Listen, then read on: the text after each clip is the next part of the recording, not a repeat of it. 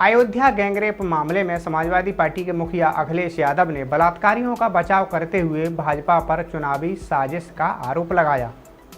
उन्होंने सीएम योगी आदित्यनाथ पर भी तंज कसा। अखिलेश का कहना है कि भाजपा चुनाव से पहले साजिश रचना शुरू कर देती है। इनका मकसद पहले दिन से ही समाजवादियों को बदनाम करने का रहा है और ख़ासतौर पर मुसलमानों को लेकर उनकी सोच अलोकतांत्रिक और असंवैधानिक है। अगर कोई योगी लोकतंत्र संविधान में विश्वास नहीं रखता है तो वो योगी नहीं हो सकता। चुनाव से पहले भारतीय जनता पार्टी षड्यंत्र करना चाहती है चुनाव से पहले, और उनका लक्ष्य पहले दिन से रहा है कि समाजवादियों को कैसे बदनाम किया जाए और खास कर के मुसलमानों को लेकर के उनकी जो सोच है वो अनडेमोक्रेटिक है, अनकॉन्स्टिट्यूशनल है।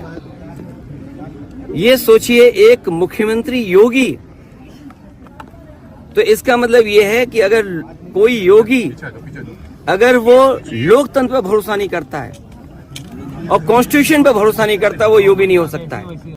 अखिलेश यादव ने कहा कि आपको 3 घटनाओं का उदाहरण देना चाहता हूं।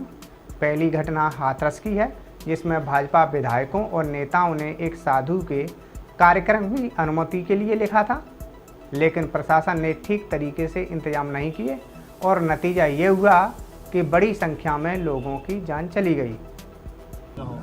मैं 3 घटनाओं का उदाहरण देना चाहता हूं आपके सामने जी।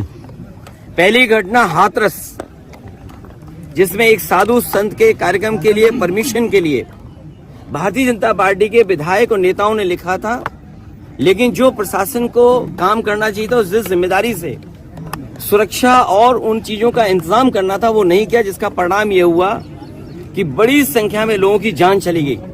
न केवल जान गई है, उनका नुकसान हुआ बड़े पैमाने पर। बहुत से लोगों का हाथ पैर या जो भी नुकसान हुआ उसका कोई मदद सरकार ने नहीं की। सपा प्रमुख ने कहा कि आपने गोमती नगर में देखा होगा, पुलिस ने पूरी लिस्ट दी थी, लेकिन सीएम और भाजपा की सरकार चाहती है कि पुलिस भाजपा की कार्यकर्ता बनकर उनका काम करे। जब पुलिस ने सभी नामों की लिस्ट दी तो सीएम ने सिर्फ यादवों और मुसलमानों का नाम क्यों लिया? जिस यादव का नाम लिया गया, सुनने में आ रहा है कि वो कैमरे में फुटेज में ही नहीं है और वो चाय पीने गया था।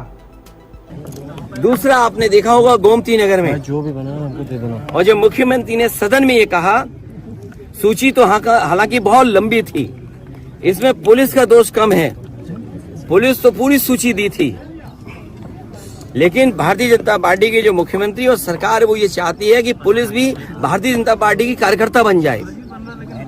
ये जो नए तरह का काम हो रहा है कि पुलिस को भी ये भारतीय जनता पार्टी का कार्यकर्ता बना रहे हैं। जब पुलिस ने सूची दी सब नामों की, तो आखिरकार मुख्यमंत्री जी ने केवल यादव और मुस्लिम का नाम क्यों पढ़ा? और सच्चाई पुलिस भी जानती है कि जिसमें कि यादव का जिसका नाम लिया है, सुनने में आ रहा है कि वो फुटिंग में नहीं था, जो कैमरे की जो तस्वीर है उसमें नहीं है, वो कैमरे में नहीं था, क्योंकि वो चाय पीने गया था और पुलिस को यादव मिल गया, इसलिए उसको जेल भेज दिया। मैं आपके सामने कहना चाहता हूं, ऐसे लोग जो कानून का उल्लंघन कर रहे हैं और भारतीय जनता पार्टी का कार्यकर्ता बन करके काम कर रहे हैं, जब कभी भी सरकार आएगी ऐसे अधिकारियों के खिलाफ भी कार्रवाई होगी।